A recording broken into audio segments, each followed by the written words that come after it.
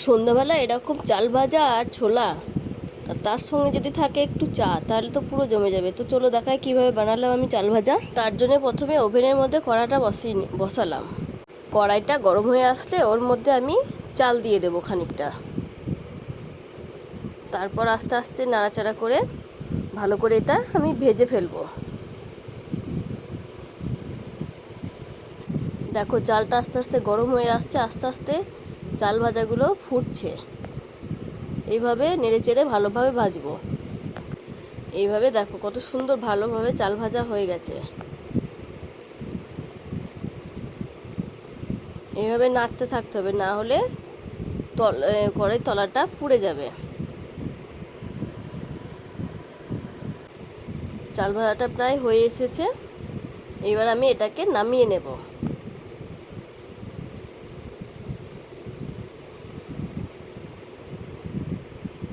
এবার কড়াটা আবার বসিয়ে এর মধ্যে আবার কিছুটা চাল দিয়ে আবারও ভেজে নেব।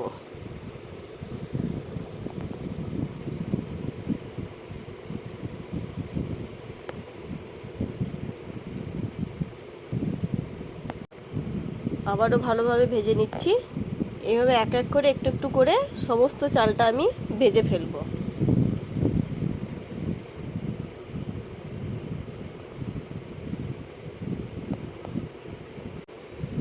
সমস্ত চালটা এভাবে আমি এক এক করে ভেজে ফেলবো। আবারও এটা হয়ে গেছে প্রায়, একটু একটু লাল লাল হচ্ছে। দেখো লাল লাল হলে একটু খেতে বেশি ভালো লাগে।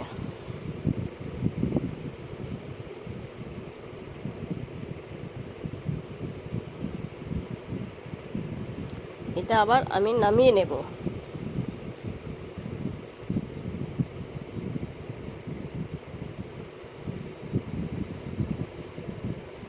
তারপর কড়াটা বসিয়ে আবার সমস্ত চালগুলো এক এক করে আমি ভেজে ফেলবো।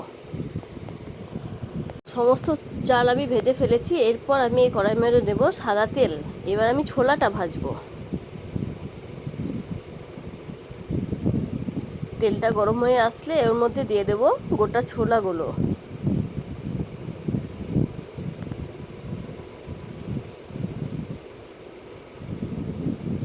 তো এটাকে ভালো মতো ভেজে নিতে হবে।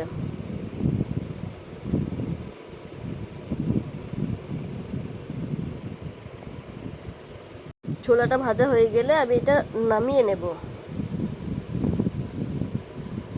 তারপর এক এক করে সমস্ত ছোলাটা আমি ভেজে নেব।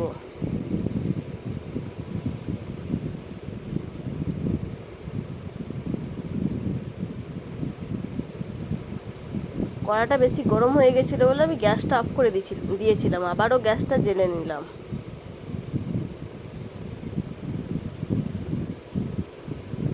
তো হালকা হাতে আস্তে আস্তে এটাকে নেড়ে চেড়ে ভালো করে ভাজতে হবে।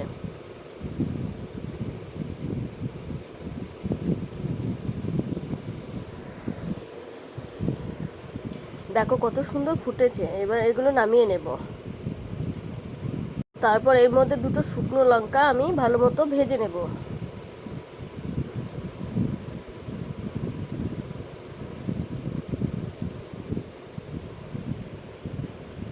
লঙ্কাগুলো ভাজা হয়ে গেলে এটা আমি এবার তুলে নেব।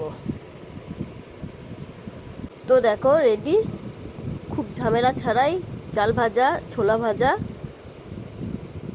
শুকনো কড়াইয়ের মধ্যে ভাজা হয়ে গেল।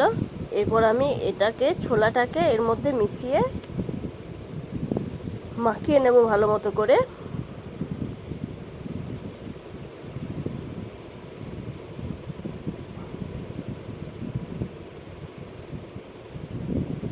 লঙ্কাটাকে এইভাবে হাতে করে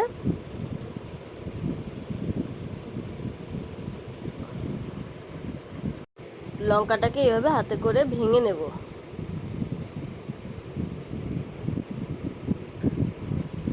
ভালোভাবে গুঁড়ো করে দিতে হবে এর মধ্যে।